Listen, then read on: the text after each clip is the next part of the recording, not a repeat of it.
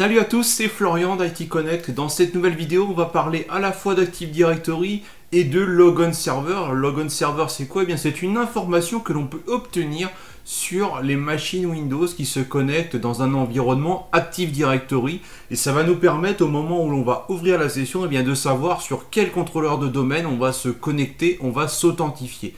Alors, si vous souhaitez savoir pourquoi c'est important de connaître cette information dans certains cas, et surtout eh bien, comment obtenir cette information, eh bien, n'hésitez pas à regarder la suite de la vidéo, je vais vous parler de tout ça, et bien sûr, il y aura une phase de démo. Mais avant ça, pensez à vous abonner à la chaîne YouTube si ce n'est pas encore fait.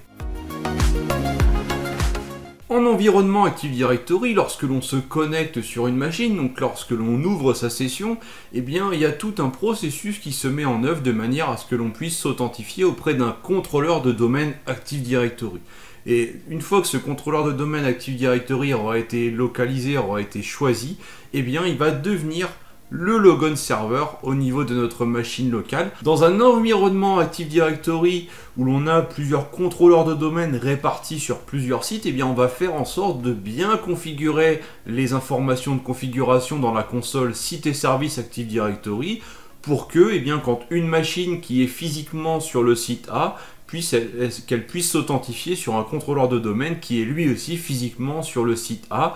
Et pareil, voilà, lorsqu'on va être sur le site B ou sur le site C.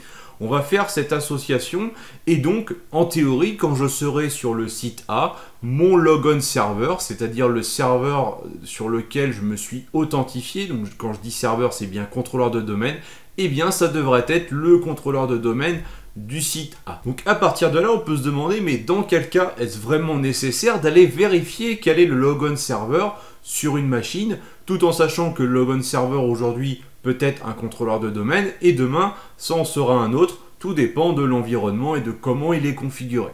Donc tout d'abord, ça peut être pertinent pour vérifier que la configuration des sites Active Directory que l'on a fait via la console Site et Services Active Directory, eh bien vérifier que cette configuration elle est correcte, elle est conforme. Deuxièmement, ça peut nous permettre d'essayer de comprendre l'origine d'un problème. Si vous constatez que sur une machine en particulier ou sur un site en particulier, vous avez des lenteurs lors de la connexion, lors de l'ouverture de session sur les machines du domaine, ou peut-être une GPO qui ne s'applique pas, eh bien ça peut être intéressant dans la phase de debug, dans votre démarche de dépannage, eh bien d'aller vérifier la valeur du Logon Server.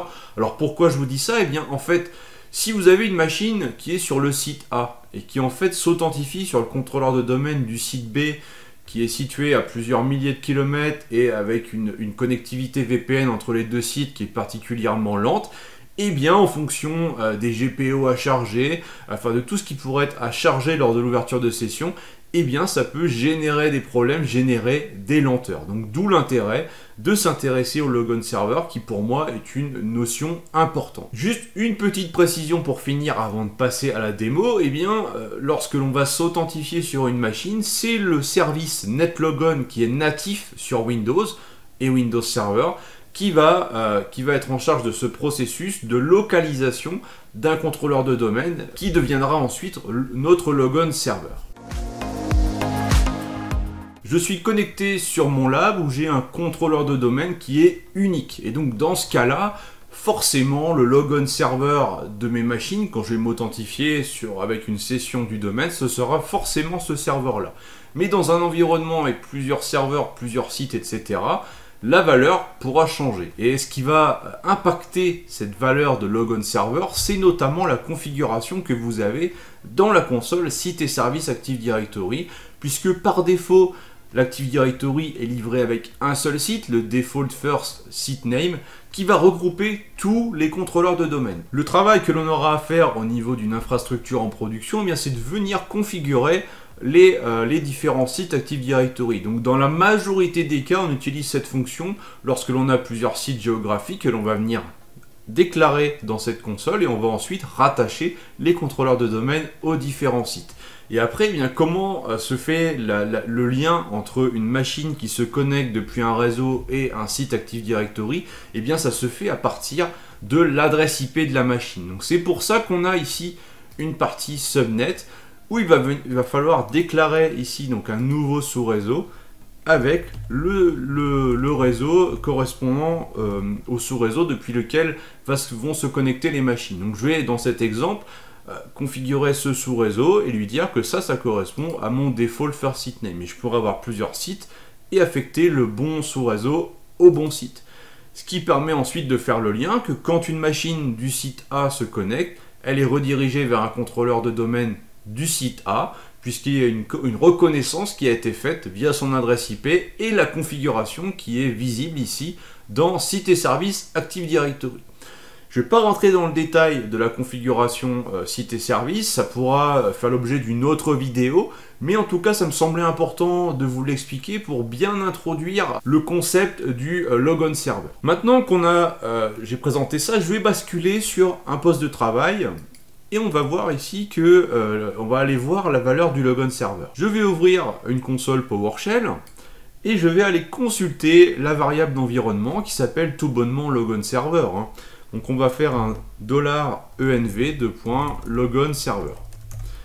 Et là on a la valeur du logon server actuellement. Donc je sais que je me suis authentifié sur ma machine en m'appuyant sur ce contrôleur de domaine, en l'occurrence srv-adds01, qui est le contrôleur de domaine que je viens de vous montrer juste avant.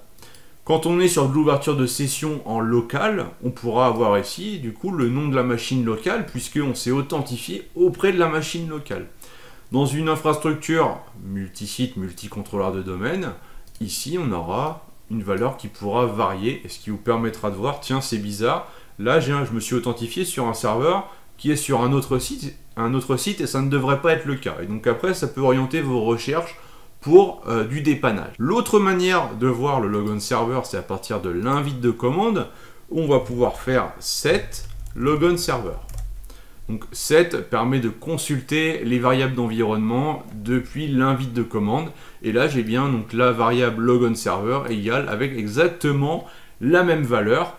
Donc, ce qui est logique en soi, on a juste changé la manière d'aller récupérer cette information. Et enfin, on a un utilitaire qui s'appelle nltest qui permet d'aller un petit peu plus loin puisque par exemple avec cette commande-là, on va pouvoir obtenir des informations un peu plus précises sur notre fameux logon server. Donc je sais par exemple ici, donc j'ai bien son nom complet, j'ai aussi son adresse IP, et ça c'est très intéressant, j'ai le nom du site du contrôleur de domaine et le nom du site de ma machine. C'est pour ça que j'ai bien ici nom de notre site. Donc, ce qui permet de voir si, pour le coup, est-ce que c'est cohérent ou non que je me sois authentifié sur ce contrôleur de domaine là. Donc voilà, la commande nltest permettra d'approfondir votre diagnostic si lorsque vous avez fait la commande set logon server ou la version PowerShell, vous avez vu une information qui vous semble un peu étrange. Voilà, cette vidéo est déjà terminée. Nous avons étudié le logon server dans un environnement Active Directory. C'est vraiment une petite information, mais elle est précieuse, notamment en phase de dépannage ou pour vérifier une configuration. Alors, j'espère que ça vous a plu. N'hésitez pas à liker, à partager, et je vous dis à très vite. Ciao!